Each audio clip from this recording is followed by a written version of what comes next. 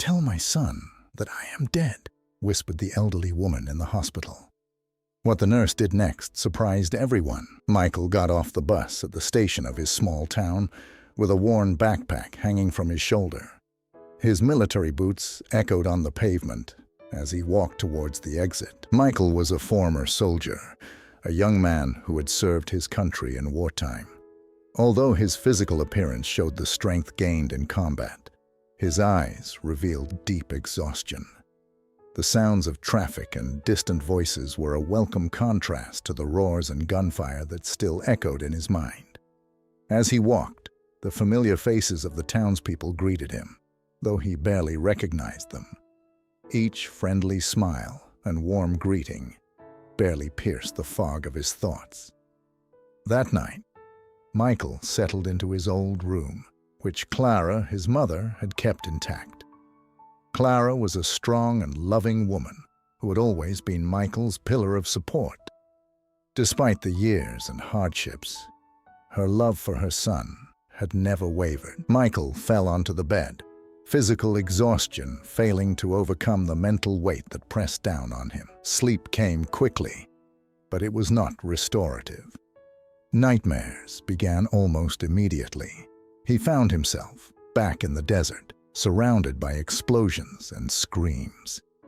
He saw his comrades falling, one by one, as he desperately tried to save them. He woke with a jolt, covered in sweat, his heart pounding. The first light of dawn filtered through the window as Clara entered the room, her expression one of concern and tenderness.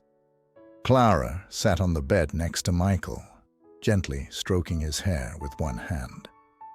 "Everything is all right, son. You are home now," she whispered, her voice full of love and comfort. Michael, still trembling, clung to his mother, finding respite in her warmth and strength. Clara had always been his rock, and at that moment, more than ever, he needed her stability. After a few minutes, Clara spoke about how she had always known he had a greater purpose. "Michael, I know you have been through a lot, but maybe now is the time to find a new path, one that allows you to heal by helping others." Later, as they had breakfast together, Clara talked about the opportunities he could have if he decided to study medicine. There are many ways you can continue fighting, but this time by saving lives in a different way. You could use your experience and desire to help to make a real difference here at home, she suggested, looking at Michael with hope in her eyes. Michael, though still doubtful and tormented by his memories, began to consider the possibility. The idea of finding a new purpose, one that would allow him to redeem the horrors he had lived through, started to take root in his mind. That night, Michael stayed awake, staring at the ceiling of his room. The memories were still there, but his mother's voice echoed louder. At dawn, he got up with renewed determination. He went to the kitchen where Clara was preparing breakfast. "Mom, I've decided to try. I want to study medicine. I want to help others, like you said," he declared. Clara smiled with tears in her eyes, embracing him tightly. "I am so proud of you, son. I know you will achieve great things." Michael felt that, for the first time since his return, a ray of hope illuminated his future. With his mother's support and a new goal in mind, he was ready to face the challenges ahead and find a new way to fight, this time for life and healing. The next morning, Michael woke up early, determined to take the first step toward his new life. Clara watched him with a mix of pride and concern as they had breakfast together. "I am going to enroll in the medical studies program," Michael said with determination. Clara nodded, supporting him with an encouraging smile. "I know you can do it, son. You have the strength and the heart for it." With his decision made, Michael headed to the local hospital to inquire about medical study programs and job opportunities. Upon arrival, he was greeted by a friendly receptionist who directed him to the Human Resources office. There, he was told he could start as a medical assistant while studying, which would allow him to gain practical experience. It was at that moment that he met Mrs. Parrish, the head nurse of the hospital. Mrs. Parrish was a middle-aged woman with a stern look and an imposing presence. Her reputation preceded her. She was known for her perfectionism and high demands on all staff. When she saw Michael, she looked him up and down with a raised eyebrow. "So you're the new assistant?" she asked firmly. Michael nodded, feeling a knot in his stomach. "Yes, ma'am. I'm Michael." Mrs. Parrish wasted no time putting him to the test. She assigned him various basic tasks, from cleaning equipment to organizing medical supplies. Determined to prove his worth, Michael worked hard, trying to meet his supervisor's high expectations. Each day was a challenge, but also an opportunity to learn and improve. As Michael adapted to his new routine, he met Daisy, one of the hospital nurses. Daisy was beautiful, with an air of sophistication that made her stand out. However, her distant and arrogant attitude kept her apart from most of her colleagues. Michael couldn't help but feel attracted to her, despite Mrs. Parrish's warnings. "Don't get distracted, young man. Daisy is a good nurse, but she's not someone you should waste time with," she told him one afternoon while reviewing his work. Michael's nights were filled with studying. He spent hours in the hospital library, devouring textbooks and watching medical procedure videos. He wanted to be prepared, not only to fulfill his current job, but also for his future in medicine. Although still critical, Mrs. Parrish began to notice his dedication. She observed how Michael stayed after his shift, working tirelessly to learn more. One night, while reviewing his notes in the library, Daisy passed by. Their eyes met briefly, and for a moment, Michael thought she smiled at him. However, before he could say anything, she quickly walked away, leaving him with a sense of uncertainty. Despite Mrs. Parrish's warnings, Michael couldn't help but feel an increasing curiosity about Daisy. Each time he saw her, his desire to get to know her better grew. However, he knew he needed to focus on his main goal, becoming a doctor and making a real difference. Michael continued to face daily challenges at the hospital, striving to earn the respect of Mrs. Parrish and his colleagues. He knew his path wouldn't be easy, but he was determined to overcome it. With each passing day, he felt he was getting closer to finding his purpose and healing the wounds of his past. Michael's first days at the hospital were a constant test of his patience and determination. Every task, no matter how simple, felt like a monumental challenge under Mrs. Parrish's watchful eye. She never missed an opportunity to point out each small mistake, making sure Michael understood the importance of precision and diligence in medical work. One morning, while organizing supplies in the storage room, Michael ran into Daisy.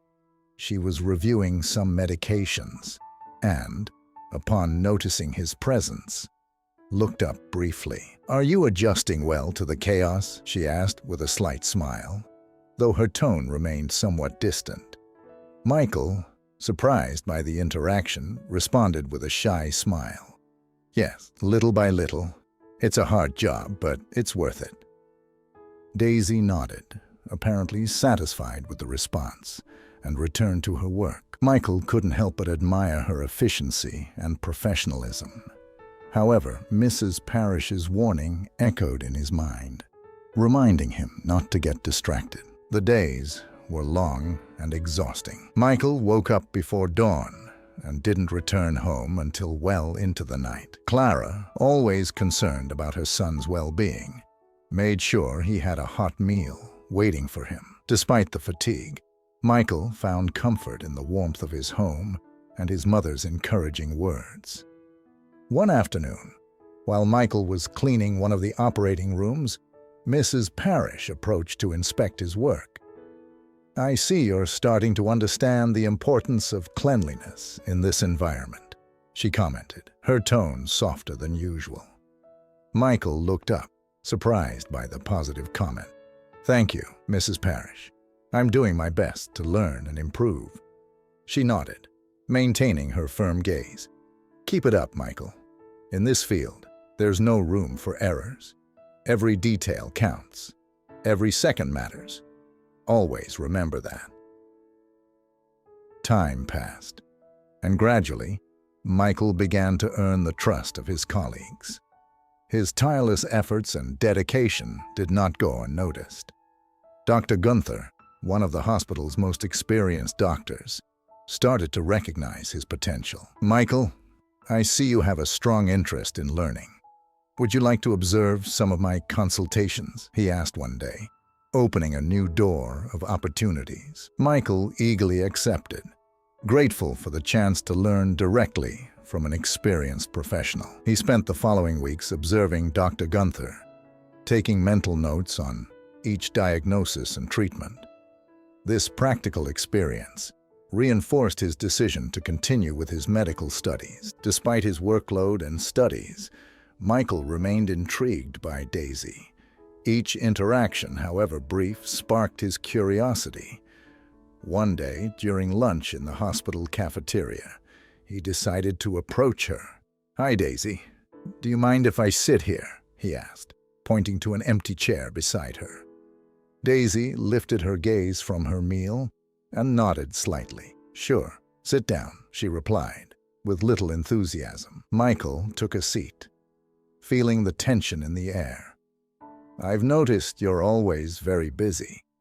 It must be difficult to manage so many responsibilities," he commented, trying to break the ice. Daisy looked at him for a moment before responding. "Yes, it's a demanding job, but it's what I chose, and I do the best I can." Her tone was firm, but Michael sensed a note of vulnerability in her words. He decided not to press further, respecting her space. As Michael continued with his daily routine, his relationship with Mrs. Parrish continued to evolve. Although her sternness did not diminish, she began to show a growing respect for Michael's effort and dedication. One day, after a particularly tough shift, she stopped in the hallway and said, "Michael, you have potential. Don't waste it. Keep working hard, and you'll go far." These words resonated deeply with Michael. He knew his path wouldn't be easy, but with each challenge overcome, he felt more prepared for the future. His determination strengthened, driven by the desire to make a difference and find the peace he was seeking. Over time, Michael realized that his experience at the hospital was teaching him not only about medicine, but also about resilience, compassion, and the importance of every small act of care. He was starting to find his place in the world, one where he could heal both others and himself. Nights had become the most precious time for Michael. After finishing his shift at the hospital, instead of going home, he would head to the hospital's library. This quiet and knowledge-filled space had become his refuge, a place where he could immerse himself in textbooks and learn everything he needed to become a doctor. Michael would sit at a table surrounded by anatomy, physiology, and general medicine books. He spent hours studying, taking notes, and watching medical procedure videos on his laptop. He knew that every moment spent on his education was a step closer to his goal. Mrs. Parrish, who made nocturnal rounds, watched him silently, increasingly impressed by his dedication. One night, while Michael was reviewing a book on emergency medicine, he heard footsteps approaching. He looked up and saw Daisy entering the library. She seemed surprised to see him there at that hour. "Do you always stay this late?" she asked, her tone curious, but still distant.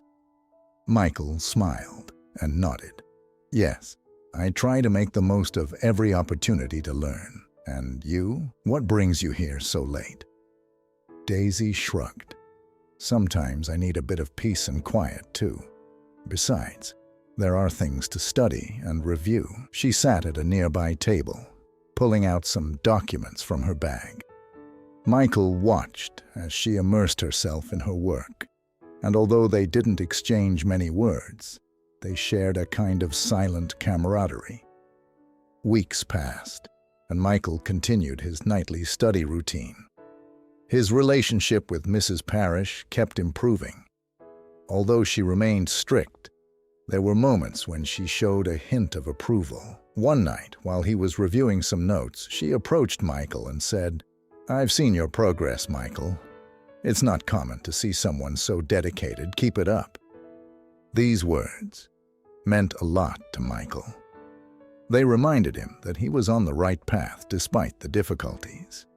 His respect for Mrs. Parrish grew each day, and although their relationship was far from friendly, it had developed into a kind of tough but fair mentorship. One day, during one of his shifts, Michael had the opportunity to assist in an emergency surgery. Dr. Gunther allowed him to observe the procedure up close, explaining each step in detail. Michael absorbed all the information, fascinated by the precision and skill required to save a life.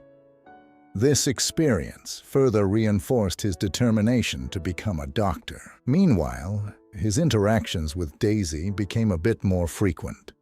Although she maintained her distance, she seemed to appreciate Michael's constant presence. One night, while both were in the library, Michael dared to ask, "Daisy, why did you decide to become a nurse?" Daisy looked up from her papers and regarded him thoughtfully. "I always wanted to help people. Seeing the impact we can have on someone's life is what motivates me. But sometimes, this job can be overwhelming." Michael nodded, understanding perfectly. "Yes, it can be. But I think those difficulties are what make us stronger and better at what we do." Daisy seemed to reflect on his words, and for a moment, a small smile appeared on her face. "You're right, Michael. I suppose we're all here for a reason." Nights in the library had not only become a study routine, but also a space where Michael and Daisy could share their thoughts and challenges, even if only in brief exchanges. Michael felt that, little by little, he was building more than just a professional relationship. One Friday night, when the hospital was particularly quiet, Mrs. Parrish approached Michael while he was studying. "Michael, I've been thinking. Your dedication is admirable. If you're interested, I can recommend you for a scholarship program that could help with your medical studies." Michael was momentarily speechless, feeling a wave of gratitude. "Thank you, Mrs. Parrish. That would mean a lot to me. I appreciate your support." She nodded with a slight smile. "You've earned it, young man. Keep working hard, and you'll go far." With that promise in mind, Michael felt more motivated than ever. He knew his path was still full of challenges. But with his mother's support, Mrs. Parrish's mentorship, and the opportunities arising, he was determined to move forward. Each night in the library was a step closer to his goal, and each interaction with Daisy reminded him that he wasn't alone in his struggle. Michael realized he was starting to build not just a career, but also meaningful relationships that provided him with strength and motivation. With the future becoming clearer, he prepared to face the next challenges with renewed determination and hope. One particularly quiet night at the hospital, Michael was finishing his shift. It had been a long day, filled with routine tasks and study sessions in the library. As he was preparing to leave, the sound of ambulance sirens broke the silence. The emergency door swung open, and a group of paramedics entered, pushing a stretcher with an elderly woman in critical condition. Alerted by the noise, Michael ran towards the emergency room. The elderly woman on the stretcher was Mrs. Pemberton, an older woman with a face marked by life and pain. She was unconscious, and the paramedics quickly informed that she had been found at home, severely injured. Dr. Gunther, who was on duty that night, began to assess her condition swiftly and efficiently. Moved by the urgency of the situation, Michael offered to help. "What can I do, doctor?" he asked, ready for any task. Dr. Gunther, recognizing the determination in Michael's eyes, assigned him several minor but crucial responsibilities to stabilize the patient. Over the next few hours, Michael assisted Dr. Gunther and the nurses in any way he could. He helped prepare instruments, adjusted monitoring machines, and ran back and forth, making sure everything was in place. As the night progressed, Mrs. Pemberton's condition began to stabilize, though she remained critical. As he worked, Michael couldn't help but feel deeply moved by the elderly woman's vulnerability. He recalled times when he had seen people in similar situations on the battlefield, and that feeling of helplessness struck him again. However, in this setting, he had the chance to make a real and tangible difference. When things calmed down a bit, Mrs. Parrish approached Michael. "You did a good job today, Michael. Stay calm and keep it up," she said, her words a rare compliment that Michael deeply appreciated. After several hours of intense care, Mrs. Pemberton finally regained consciousness. Although weak, her eyes slowly opened, focusing on Michael, who was by her side. She murmured something unintelligible, but Michael could hear the words, "my son," among her whispers. He leaned in closer to hear better. "Tell my son that I am dead," Mrs. Pemberton whispered with effort, her words laden with deep and mysterious pain. Michael, surprised by the statement, didn't know how to respond. He decided to reassure her. "It's okay, Mrs. Pemberton. You're safe now. We'll take care of you," he assured her, although the elderly woman's words continued to echo in his mind. As he finished his shift, Michael sat in the break room, trying to process what had happened. The image of Mrs. Pemberton and her last words kept circling in his mind. What kind of life had this woman led to wish for her son to think she was dead? Curiosity and compassion drove him to investigate more about her. The next day, Michael returned to the hospital, determined to learn more about Mrs. Pemberton. He spoke with the administrative staff and discovered that her full name was Maria Pemberton, and she had been living alone for several years. Information about her family was scarce, but he learned she had a son named William, with whom she apparently had a tumultuous relationship. With this new information, Michael decided to visit Mrs. Pemberton during her recovery. Although she was still weak, the elderly woman seemed more aware and grateful for the care she was receiving. Michael sat by her bedside and began to speak softly. "Mrs. Pemberton, I'm Michael, one of the medical assistants. I just wanted to make sure you're comfortable and have everything you need." Mrs. Pemberton looked at him with eyes full of gratitude and sadness. "Thank you, young man. You are very kind. I have been through a lot, but your care has given me a glimmer of hope," she said, with a trembling voice. Michael felt an instant connection with the elderly woman and decided he would do everything possible to help her, not just as a patient, but as someone deserving of dignity and respect in her final years. He knew that the mission he had begun that night went beyond his professional duties. It was a matter of humanity and compassion.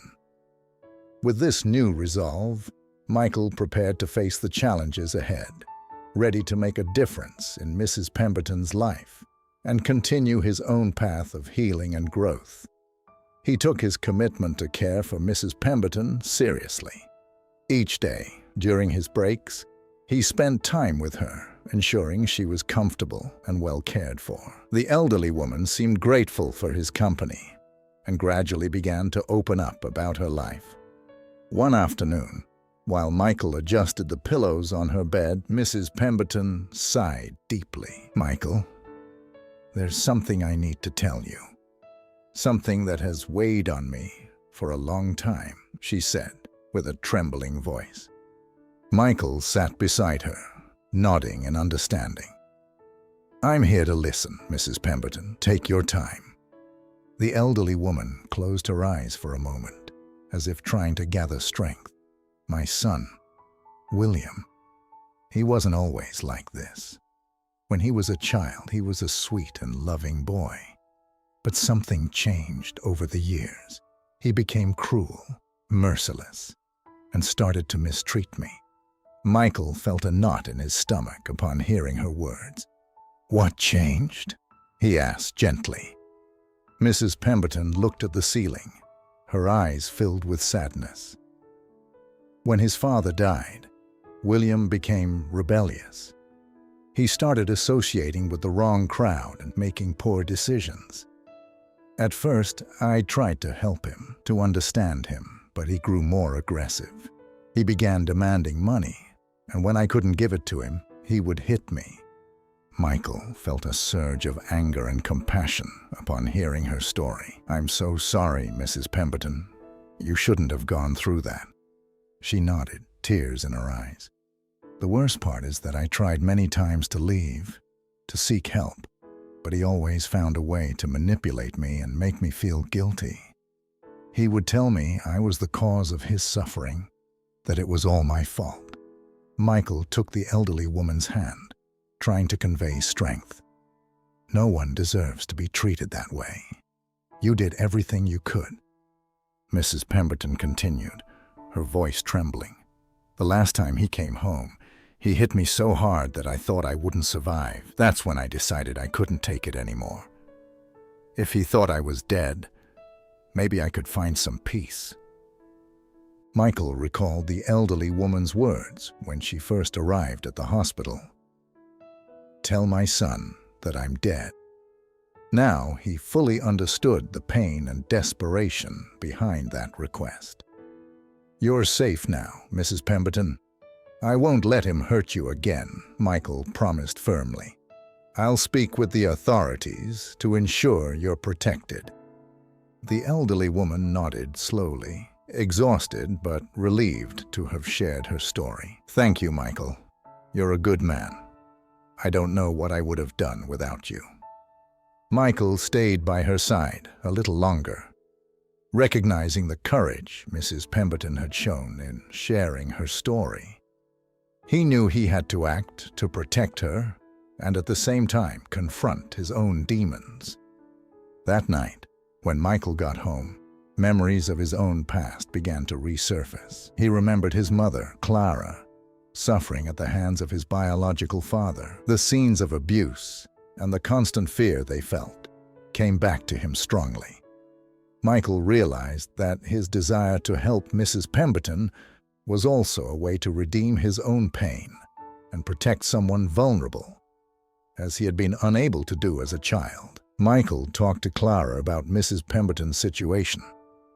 His mother, always compassionate, offered her unwavering support. "We must do everything we can for her, Michael. No one should live with that kind of fear."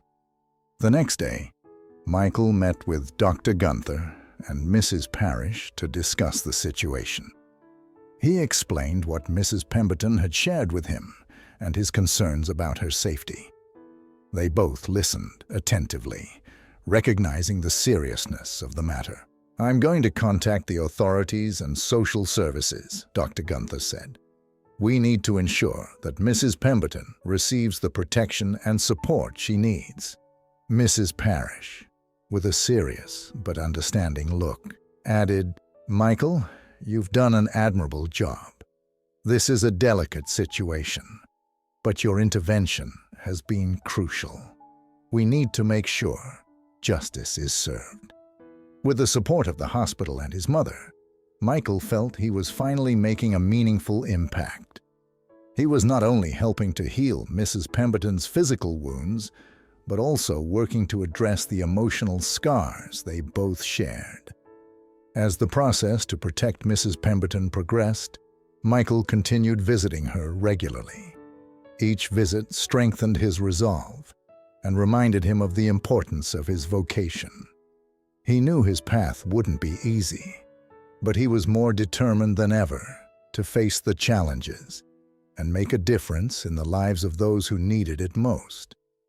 Mrs. Pemberton's situation had become a priority for Michael and the hospital team. Local authorities had been informed, and measures were taken to ensure that William, her abusive son, could not approach her. However, Michael knew that the emotional and psychological impact of the abuse wouldn't disappear easily.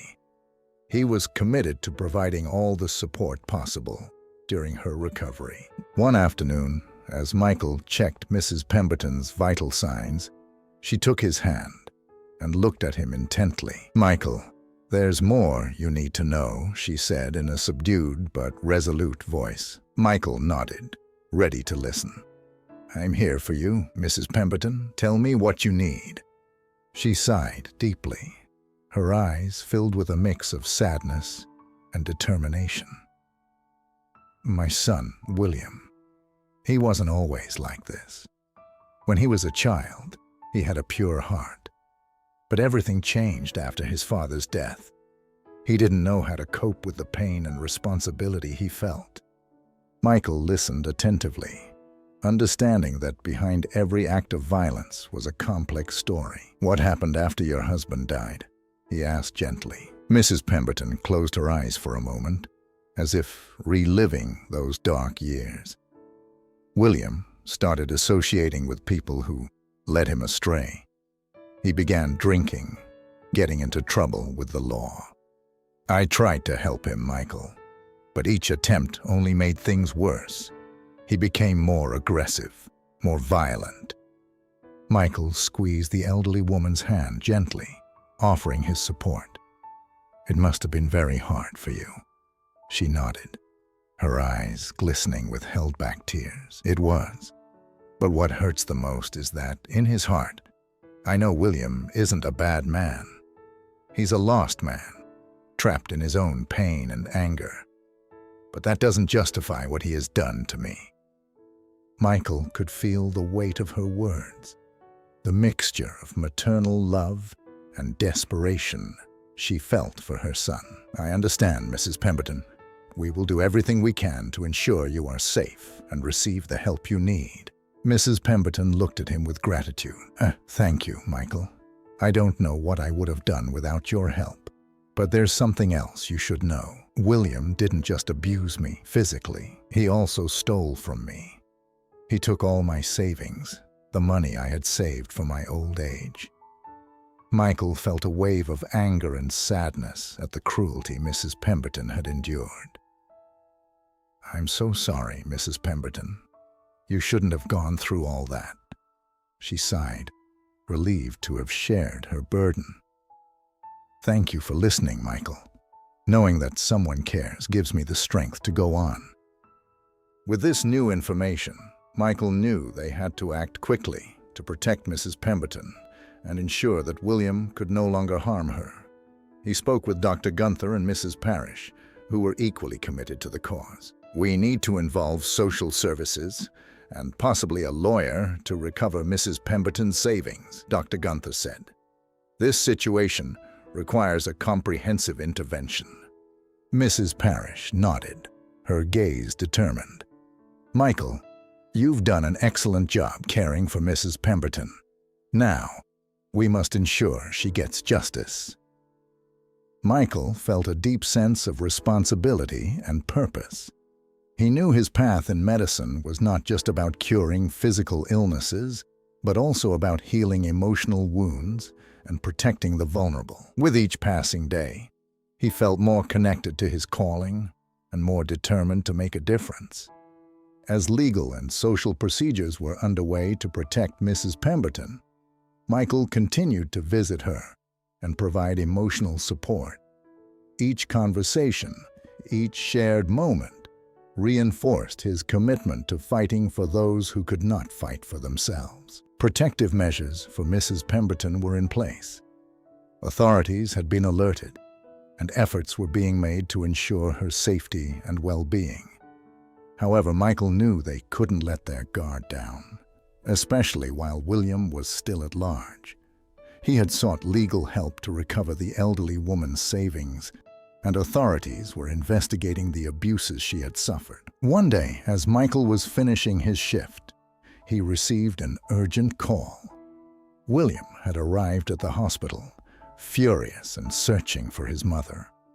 Michael felt a knot in his stomach, knowing the confrontation he had feared was about to happen.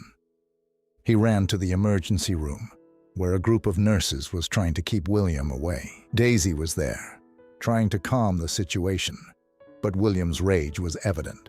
"Where is my mother? I want to see her right now," he shouted, his eyes filled with fury. "I want to see my mother right now," William bellowed, pushing a security guard. "You have no right to keep me away from her." Michael stepped between William and the rest of the staff, taking a firm and controlled stance. "William, your mother is under medical care, and you can't see her in this state. You need to calm down and leave now," he said, with an authoritative tone. William glared at him with hatred. "Who do you think you are? You have no right to tell me what to do." "William, you need to calm down.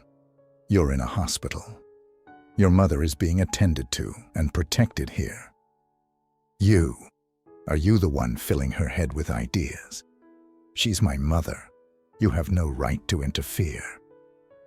Michael remained calm, knowing that any provocation could worsen the situation. "William, your mother has been through a lot. All we're doing is ensuring she's safe and gets the care she needs." William took a step toward him, his face filled with rage. "I don't need you telling me how to care for my mother. You don't know anything about our life. I won't repeat myself. You need to calm down and leave now," Michael said firmly. "Idiot!" William shouted as he lunged at Michael with his fists raised. Michael, recalling his military training, reacted instinctively. He dodged William's first punch with agility and assumed a defensive stance. "I don't want to fight you, William. I just want to protect your mother," he said, trying to reason with him. But William was not in a listening mood. He charged again, throwing uncontrolled punches. Michael blocked and dodged each one with precision, his movements fluid and calculated. The hand-to-hand combat training he had received during his time in the army allowed him to maintain control of the situation without resorting to excessive violence. The confrontation intensified as William, frustrated by his inability to hit Michael, attempted to arm himself with a nearby chair. "I'll do whatever it takes to see my mother," he yelled, raising the chair above his head. Michael knew he had to disarm him before someone got hurt. He moved quickly, approaching William with surprising speed. In a swift motion, he grabbed the chair and wrenched it from William's hands, tossing it aside. Then, using a takedown technique learned in the army, he seized William by the arm and pinned him to the ground. "Stop, William. This won't help your mother," Michael shouted, his voice filled with determination. William, trapped and unable to move, began to scream and curse, but the rage in his eyes slowly turned into desperation. Michael, holding him down, looked at him with compassion. "Your mother is here because she needs help, not because we want to keep you away." The police, alerted by the hospital staff, arrived quickly. Officers took control of the situation and arrested William, taking him away while he continued to scream threats. Michael, taking deep breaths to calm himself, watched as William was led away, feeling a mix of relief and sadness. After the incident, Michael went to Mrs. Pemberton's room. The elderly woman, having learned about the event, looked at him with eyes full of gratitude and sadness. "Thank you, Michael. I don't know what would have happened without you," she said, her voice trembling. Michael sat by her side, gently holding her hand. You're safe now, Mrs. Pemberton. William needs help, but he can't hurt you anymore." Mrs. Pemberton nodded, her eyes filled with tears. "I always wanted William to find peace. But now, thanks to you, I know I'll be okay." The incident left everyone at the hospital impressed. Michael's bravery and skill did not go unnoticed, and his decisive action to protect Mrs. Pemberton became a topic of conversation among the staff and patients. Dr. Gunther and Mrs. Parrish approached Michael later that night. "Michael, what you did today was extraordinary," said Dr. Gunther. "Your ability to handle the situation without unnecessary violence is admirable." Mrs. Parrish nodded, showing a rare smile of approval. "You've demonstrated not only your medical skills, but also your character and integrity. We're proud to have you here." The night of the confrontation with William left Michael with a mix of emotions. Although he had Manabel to protect Mrs. Pemberton, the incident was a reminder of the deep complexity of human relationships and the devastating effects of abuse. Nevertheless, Michael was determined to move forward and provide all the help possible to the elderly woman. The following days were filled with activity at the hospital. With William in custody and Mrs. Pemberton's safety ensured, Michael and the hospital team worked to make sure she received not only the necessary medical treatment, but also the emotional and psychological support to start healing. Clara, Michael's mother, also played a crucial role in this process. One afternoon, Michael and Clara visited Mrs. Pemberton's room. The elderly woman, although still fragile, seemed calmer and relieved by Michael's and the hospital staff's constant presence. Clara, with her warm and maternal nature, approached the bed and took Mrs. Pemberton's hand.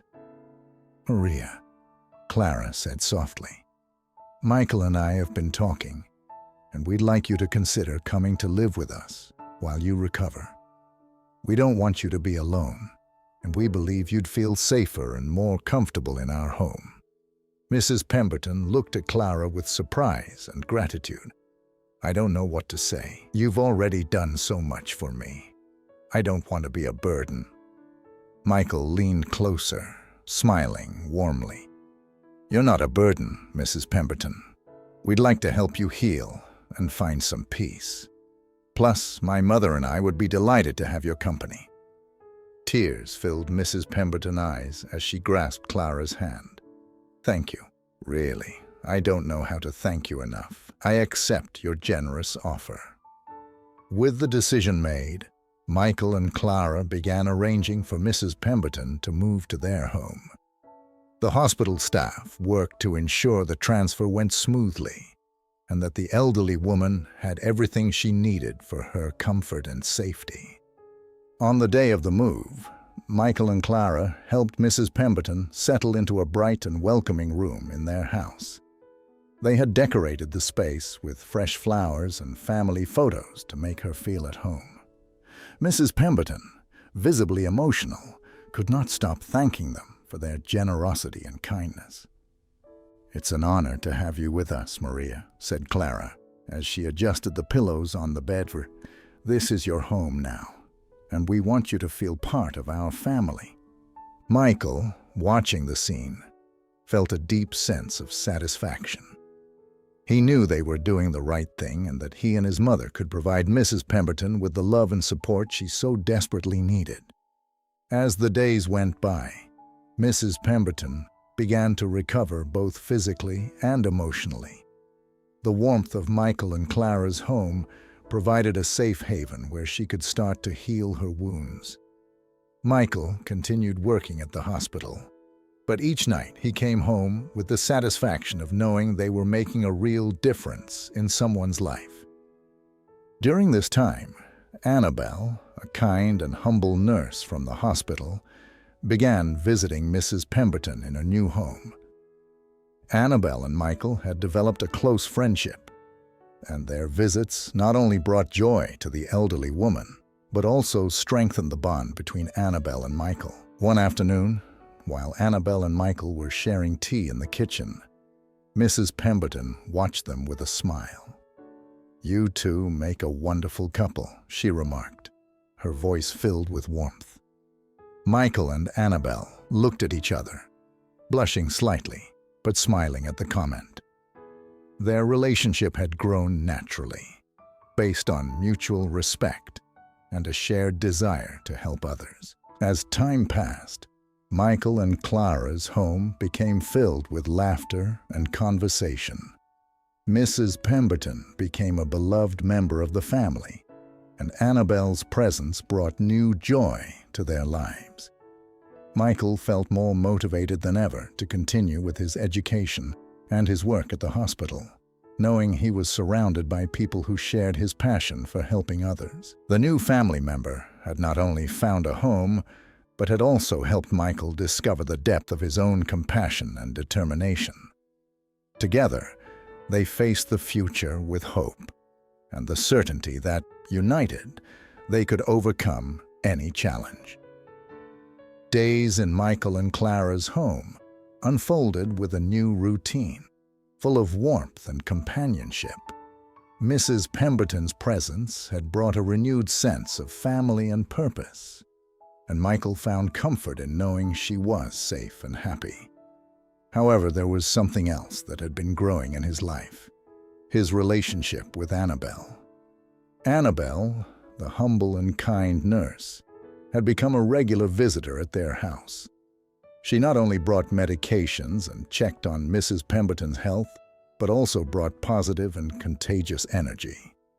Her conversations with Michael had moved from professional to personal, and soon both realized there was a special connection between them. One afternoon, while Annabelle and Michael were in the kitchen making tea, Annabelle said, "Michael, your mother and Mrs. Pemberton always talk about how grateful they are for everything you do. It's admirable how dedicated you are to caring for others." Michael smiled, feeling a warm sensation in his heart. "Thank you, Annabelle. You do so much for them, too. Your visits are a ray of light in our lives." Annabelle blushed slightly and continued making the tea. "I'm glad I can help. I also really enjoy these visits. I've grown quite fond of your family." That night, after Annabelle had left, Clara approached Michael as he was washing the dishes. "Annabelle is a wonderful girl, Michael. She clearly cares a lot about you and Mrs. Pemberton. Have you thought about taking the next step with her?" Michael paused for a moment, reflecting on his mother's words. "Yes, Mom, I've thought about it. Annabelle is special, but I'm not sure if this is the right time. We have a lot going on right now." Clara smiled and gave him a hug. "Love always finds its way, son. Don't rush, but don't close yourself off to the opportunity either. Annabelle seems to be the right person." Days went by, and Michael and Annabelle's relationship continued to blossom. They decided to go together to a nearby park for a picnic one weekend. It was a perfect afternoon, filled with laughter and deep conversations. Annabelle talked about her dreams and aspirations, while Michael shared more about his past in the military and his future plans in medicine. "I've always wanted to help people, especially those who have no one else," Annabelle said, looking at Michael with tenderness. "That's why I became a nurse. I feel like it's my calling." Michael nodded, feeling an even deeper connection with her. "I feel the same way. I want to make a difference, not just in people's physical health, but in their emotional and mental lives. Seeing how Mrs. Pemberton has found peace here makes me feel like I'm on the right path." Annabelle took Michael's hand, looking into his eyes. "We're in this together, Michael. We can support each other and achieve great things." That night, as Michael walked home with Annabelle, he felt that his life was taking a positive turn. He knew there were still challenges ahead, but with Annabelle by his side, he felt stronger and more secure. In the following days, Annabelle continued to visit Michael and Clara's home regularly. Her constant presence and unconditional support further strengthened her relationship with Michael. They shared responsibilities, cared for Mrs. Pemberton together, and enjoyed simple but meaningful moments. One afternoon, while Annabelle and Michael were walking through the garden, Annabelle stopped and looked at Michael with a serious yet loving expression. "Michael, there's something I want to tell you. These past few months have been amazing, and I've realized how much you mean to me. I want you to know that I'll always be here for you, no matter what happens." Michael felt a surge of emotion and gratitude. "Annabelle, you mean a lot to me, too. I don't know what I would have done without your support. Together, we can face anything." They hugged, feeling the deep connection they had developed. At that moment, Michael knew he had found not just a partner in his mission to help others, but also someone with whom to share his life. Mrs. Pemberton, watching from a window, smiled with satisfaction. She knew that Michael and Annabelle had a bright future ahead of them. Her own life had significantly improved due to their generosity and care, and she felt fortunate to be part of their family. The relationship between Michael and Annabelle not only strengthened their personal lives, but also inspired those around them. The love and dedication they showed to each other and to others were an example of what could be achieved through compassion and commitment. Weeks passed quickly, and Michael and Annabelle's relationship continued to flourish. At the hospital, Michael had earned the respect and admiration of his colleagues, including the strict but fair Mrs. Parrish. Though she had always been an authoritative and demanding figure, Mrs. Parrish was beginning to show a more human side. One afternoon, while Michael was in the locker room changing after his shift, Mrs. Parrish approached him. "Michael, I need to talk to you," she said, with a voice that, although firm, had a softer, almost gentle tone. Michael nodded, slightly surprised by the request. "Sure, Mrs. Parrish, what is it about?" She led him to an empty break room and closed the door. "I want you to know that I've been observing your progress. You've demonstrated not only medical skills, but also a strong and compassionate character. You remind me of someone very special." Michael looked at her with curiosity. "Who? Mrs. Parrish?" She sighed and sat down in a chair, inviting Michael to do the same. "My son. I lost him in the war many years ago. He was a brave young man with a noble heart, very much like you." Michael felt a wave of empathy. He knew Mrs. Parrish had been through a lot, but he had never imagined the depth of her pain. "I'm so sorry, Mrs. Parrish. I had no idea." She nodded, her eyes filled with painful memories. "Losing my son made me tougher. I thought that if I could be strict and demanding, I could protect others from suffering the same fate. But seeing you, I realize it's also important to show compassion and support." Michael took Mrs. Parrish's hand, a gesture that surprised but did not reject her. "You've been a great mentor to me, and I understand why you are the way you are. I appreciate everything you've done for me and for others." She offered a faint smile. "Thank you, Michael. I've seen how you care for Mrs. Pemberton and handle difficult situations with grace and determination. I want you to know that I'm proud of you, and I want to support you on your path to becoming a doctor." Michael felt deep gratitude and a renewed connection with his mentor. "Thank you, Mrs. Parrish. Your words mean a lot to me. I promise to keep working hard and do my best to honor your trust." From that day on, the relationship between Michael and Mrs. Parrish grew stronger. Though she remained demanding, there was a mutual understanding and deeper respect. Mrs. Parrish began to share more of her experiences and knowledge, helping Michael improve even further in his work. One afternoon, while Michael was reviewing some files, Mrs. Parrish approached with a folder. "Michael, I've been thinking about something. There's a scholarship program for medical assistants who want to become doctors. I think you should apply." Michael looked at the folder in amazement. "Do you really think I have a chance?" She nodded firmly.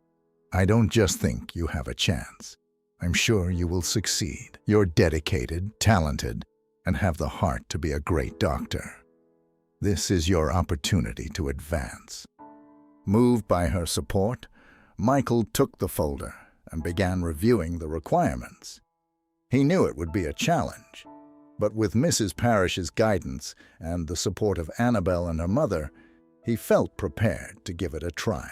That night, during the dinner at home, Michael shared the news with Clara and Annabelle. "Mrs. Parrish has recommended me for a scholarship program.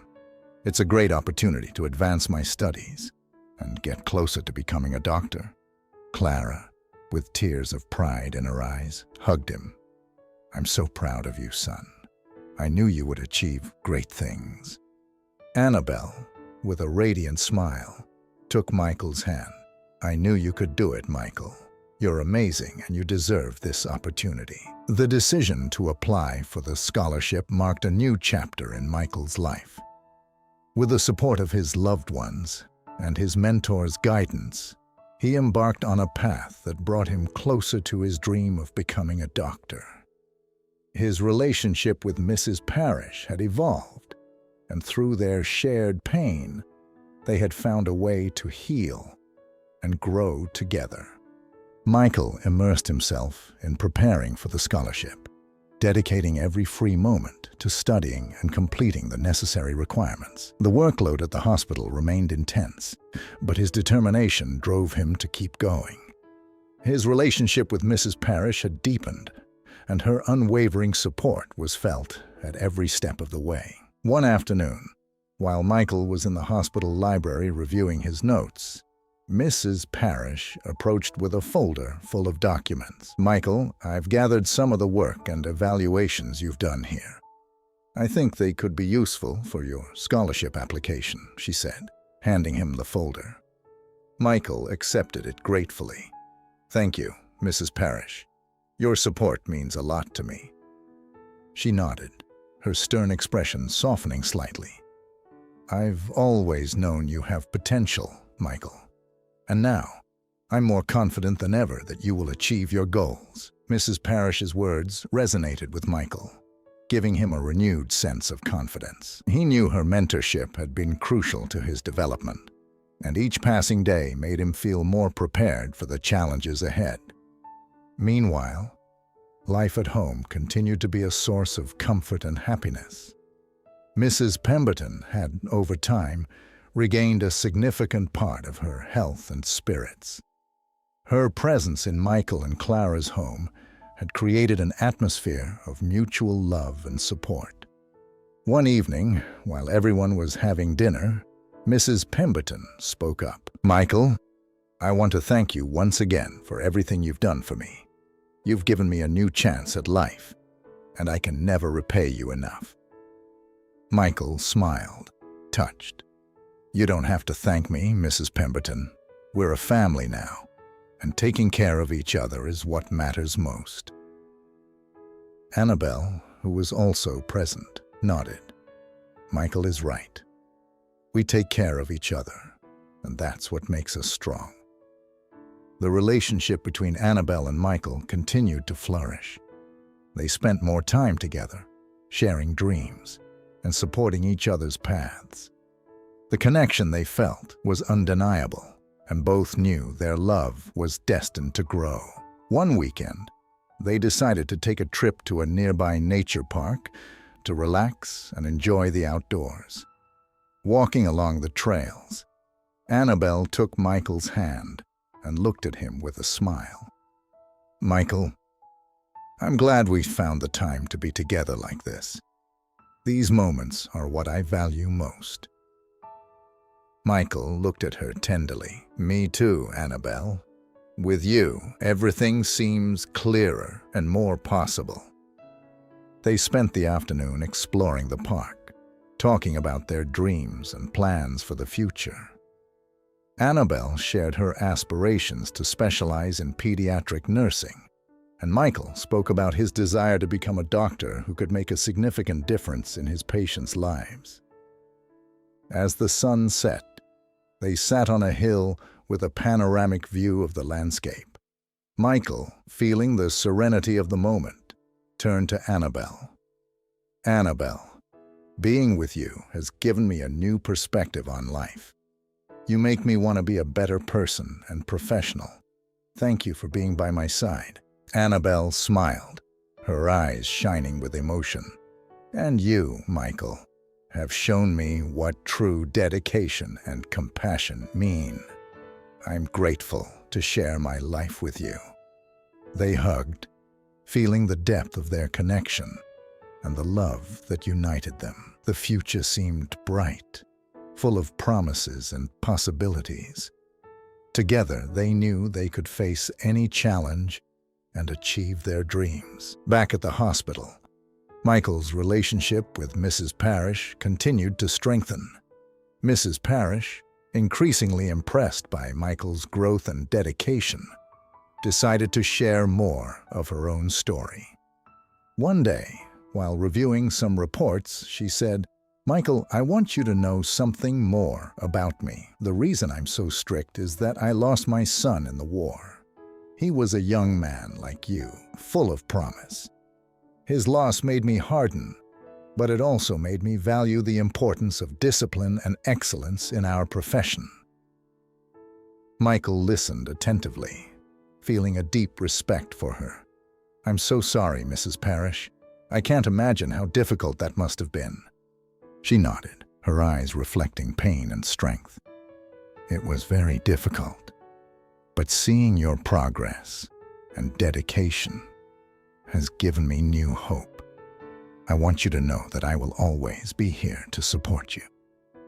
Michael, moved by her openness, replied, "Thank you, Mrs. Parrish. Your words and support mean a lot to me. I promise to keep working hard and honor your trust." The bond between them had transformed into a relationship of mutual respect and understanding. Mrs. Parrish had become not just a mentor, but a maternal figure guiding Michael on his path to realizing his dreams. In time, Michael completed his scholarship application, including the recommendations and evaluations provided by Mrs. Parrish. He sent the application with a mix of nervousness and hope, knowing he had done everything possible to present his best self. The wait for a response was anxious, but Michael found comfort in his work, his family, and his relationship with Annabelle. He knew that, regardless of the outcome, he had a bright future and a clear purpose. And with the support of those around him, he was ready to face any challenges that came his way. Michael's scholarship application had been sent, and while he awaited a response, he continued to work hard at the hospital. The relationships he had built, both personal and professional, continued to strengthen. Among these relationships, one that had been tense from the start was with Daisy, the beautiful but distant nurse. One day, Michael was in the hospital cafeteria, taking a short break. Daisy entered, and to his surprise, approached his table. "Do you mind if I sit down?" she asked, with a softer voice than usual. Michael nodded, surprised, but open to the conversation. "Sure, Daisy. Sit down." Daisy sat down and looked at Michael with a serious expression. "Michael, I've been thinking a lot about how I've behaved towards you and others at the hospital. I want to apologize for my attitude. I know I've been distant and arrogant, and that's not how I want to be." Michael, though surprised by her openness, smiled understandingly. "We all have our tough moments, Daisy. I appreciate you telling me," Daisy continued, her gaze sincere. "I want to change. I want to be a better person and professional. And I've seen how you treat patients. how you care for Mrs. Pemberton, and how dedicated you are to your work. You've inspired me to be better." Michael felt a surge of compassion. "Daisy, we all can improve and learn. What matters is that you're willing to change. I'm here to support you in any way you need." Daisy nodded, her eyes filled with gratitude. "Thank you, Michael. I'd like to make amends and start anew. Would you like to come to a small gathering at my house this weekend? I want to apologize to Annabelle as well and show you that I'm committed to this change." Michael accepted the invitation, seeing in Daisy a genuine intention for redemption. That weekend, he and Annabelle headed to Daisy's house. It was a modest gathering, but filled with sincerity. Daisy had prepared a cake and organized a small dinner for her guests. During the dinner, Daisy apologized to Annabelle, who graciously accepted her apology. "Daisy, we all make mistakes. What's important is to learn from them and move on," Annabelle said, smiling. The gathering was a success, marking a new beginning for Daisy. From that day on, her attitude at the hospital changed noticeably.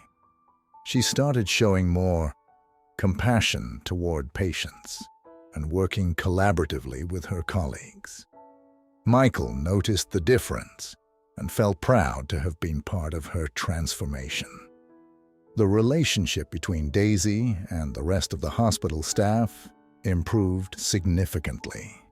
She became a more approachable and cooperative nurse, and her change in attitude was an inspiration to everyone.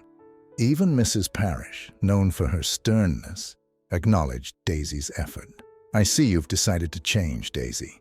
It's a good start. Keep it up," she said one day, offering a rare smile of approval. Meanwhile, the wait for the scholarship decision continued. Michael, though anxious, kept himself busy with work and studies. He knew that regardless of the outcome, he was making a significant difference in the lives of those around him. One day, while he was in the break room, he received a call. It was from the scholarship committee. With his heart pounding, he answered, "Hello, this is Michael." "Hello, Michael. I'm Dr. Elena Gunther from the scholarship committee. I'm pleased to inform you that you've been selected to receive the scholarship," said the voice on the other end. Michael felt a wave of excitement and relief. "Thank you, Dr. Gunther. It's an honor. I don't know how to thank you." The decision was unanimous, Michael. Your grades, recommendations, and dedication to medical work were exceptional. "We are confident you will be a great doctor," said Dr. Gunther. After hanging up, Michael couldn't contain his joy. He ran to find Annabelle, who was attending to a patient. "Annabelle, I did it. I've been awarded the scholarship," he exclaimed, hugging her. Annabelle hugged him back, her eyes filled with tears of happiness. "I knew you'd make it, Michael. I'm so proud of you." The news quickly spread through the hospital.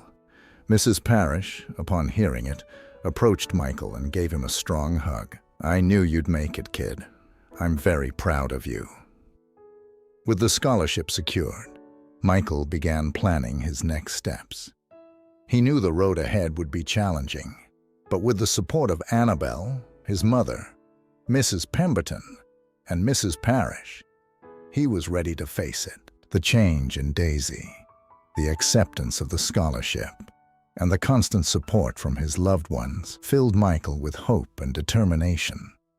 He knew his mission to help others was clearer than ever, and with each step, he was getting closer to his dream of becoming a dedicated and compassionate doctor.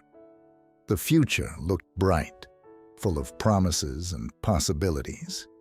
With the support of his family and friends, Michael prepared for the next chapter of his life, knowing that together, they could face any challenge and achieve their dreams. The awarding of the scholarship marked an important milestone in Michael's life. The excitement and relief he felt upon receiving the news became a renewed source of energy for facing upcoming challenges. He knew that his path to becoming a doctor would be filled with hard work and dedication. but he was ready to take each step with determination and passion. In the following days, Michael began preparing for the scholarship program. He organized his studies, spoke with his professors, and coordinated his time at the hospital to ensure he could manage both responsibilities. The support of Annabelle, his mother Clara, Mrs. Pemberton, and Mrs. Parrish was crucial during this transition. One afternoon, while Michael was in the hospital library, Daisy approached with a smile. "Michael, I wanted to give you something to celebrate your scholarship," she said, handing him a small box. Michael took it with surprise. "Thank you, Daisy. You didn't have to do this." Daisy nodded, her expression sincere. "It's just a small gesture. Open it." Michael opened the box and found an elegant pen with his name engraved on it. "It's beautiful, Daisy. Thank you so much. I'll use it every day for my studies." Daisy smiled. "I'm glad you like it. You know, seeing you achieve your goals has inspired me a lot. I want to keep improving and make a difference, too." "You're already making a difference, Daisy. Your change has been incredible, and I'm sure you'll continue to have a positive impact on many," Michael replied. With the start of the scholarship program, Michael's life became even more intense. He split his time between advanced studies and work at the hospital, but he never neglected his family or Annabelle. He knew balance was essential for maintaining his well-being and effectiveness. One night, after a particularly exhausting day, Michael returned home to find Annabelle waiting with a homemade dinner. "I thought we could have a quiet, relaxing evening," she said with a smile. Michael felt grateful and touched. "Thank you, Annabelle. This is just what I needed." They had dinner together, talking about their days and future dreams. Annabelle shared her plans to specialize in pediatric nursing, and Michael encouraged her, promising to support her every step of the way. "Together, we can achieve anything," Michael said, holding Annabelle's hand. "I know," Annabelle replied, looking at him with love and determination. Meanwhile, at the hospital, Mrs. Parrish continued to be a crucial figure in Michael's life. One day, as they reviewed some reports, she looked at him with pride. "Michael, I'm very impressed with your ability to handle everything. You're an example to many here." Michael smiled, feeling the positive weight of her words. "Thank you, Mrs. Parrish. I couldn't have gotten this far without your guidance and support." She nodded. "And don't forget to take care of yourself. It's easy to get lost in work and studies, but your well-being is just as important." Michael took her words to heart. He knew he needed to find moments to relax and recharge. He started taking morning walks, enjoying the tranquility of the dawn before his intense days began. One Saturday, Michael and Annabelle decided to visit Mrs. Pemberton, who had moved to a nursing home where she could receive constant medical care and be surrounded by friends. Mrs. Pemberton was delighted to see them and welcomed them with open arms. "Michael, Annabelle, what a joy to see you," exclaimed Mrs. Pemberton with a radiant smile. They spent the afternoon together, reminiscing about good times and discussing new beginnings. Mrs. Pemberton, though frail, was full of spirit and gratitude. "I don't know what I would have done without you. You've given me a second chance at life, and I'll always be grateful." Michael looked at her fondly. "We're grateful too, Mrs. Pemberton. You've taught us so much about resilience and love." As they left the nursing home, Annabelle took Michael's hand. "I love how you always find time for others, even when you're so busy. It's one of the things I admire most about you." Michael smiled. "Thank you, Annabelle. Having you by my side gives me the strength to keep going. Together, we can face anything." Michael's life had transformed into a balanced dance of responsibilities and meaningful relationships. With each challenge overcome and each achievement reached, he felt closer to his dream of becoming a doctor. The connection with Annabelle, the support of his family, and the guidance from Mrs. Parrish and other colleagues at the hospital provided him with the strength and motivation to move forward. The future was bright, full of promises and possibilities. With each step, Michael moved closer to his goal, knowing that, surrounded by love and support, he could face any obstacle and make a real difference in the world. This new beginning marked not only a milestone in his career, but also in his personal life, where love, friendship, and dedication were the pillars that sustained him on his path to success and personal fulfillment. A few days later, the hospital decided to organize an event in Michael's honor, recognizing his bravery, dedication, and the achievements he had attained with the scholarship. News of the event quickly spread among the staff and patients, creating an atmosphere of excitement and appreciation for Michael. On the day of the event, the hospital was decorated with flowers and banners, celebrating Michael's success. Colleagues, friends, patients, and family gathered in the large conference room, where a stage had been set up for the presentations. Annabelle, Clara, and Mrs. Pemberton, despite her delicate health, were present, eager to share this special moment with Michael. Mrs. Parrish, who had been a pillar in Michael's development, was tasked with opening the event. She stood on the stage, a proud smile on her face and a look full of admiration. Today, we are here to celebrate a young man who has shown extraordinary dedication and courage, Mrs. Parrish began. Michael has touched many lives with his compassion and relentless desire to help others. It is an honor for me to have been his mentor and to see how he has grown on his journey to becoming a doctor. The audience applauded warmly as Michael stepped onto the stage. He felt a mix of nervousness and pride, but when he saw Annabelle and his family among the crowd, a wave of calm washed over him. "Thank you all for being here," Michael said, taking the microphone. "This recognition is not just for me, but for all of you who have supported and guided me. To my mother, Clara, who has always believed in me and given me her unconditional love. To Mrs. Parrish, whose strictness and wisdom have shaped me into the professional I am today. And to Annabelle, whose love and support have given me the strength to keep going." He paused, his voice breaking slightly with emotion. "Each of you has been a fundamental part of my journey, and I wouldn't be here without you.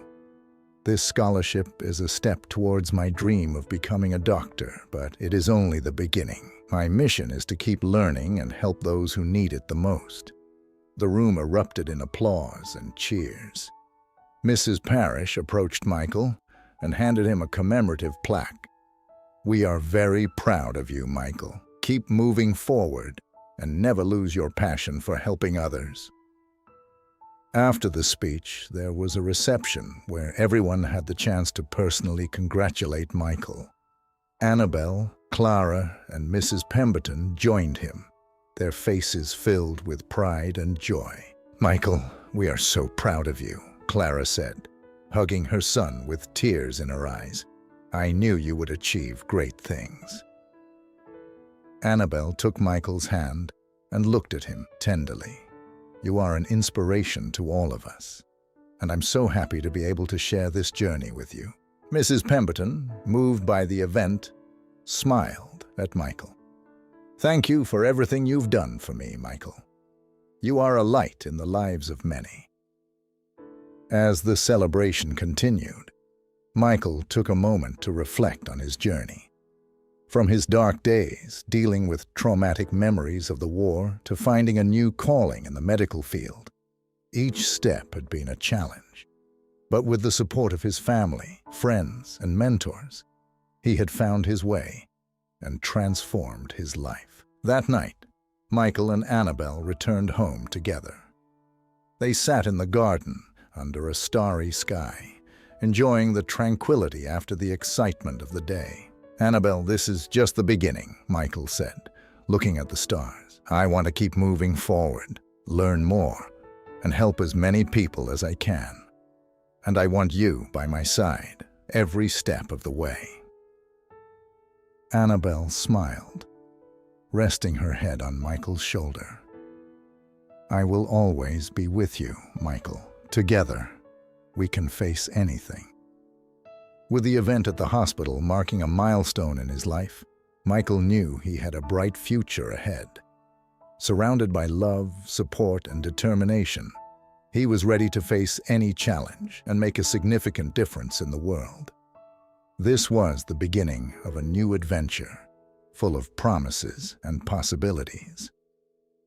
With Annabelle by his side and a clear mission in his heart, Michael looked to the future with hope and confidence, knowing that he was destined to achieve great things and touch many more lives on his path to personal and professional fulfillment. And that's where our story about Michael ends for today, the ex-soldier who found his true calling in medicine. If you enjoyed this story of overcoming obstacles, compassion, and love, don't forget to give it a like, subscribe, and hit the notification bell so you won't miss our next inspiring stories. Thank you for joining us, and we'll see you in the next video. And know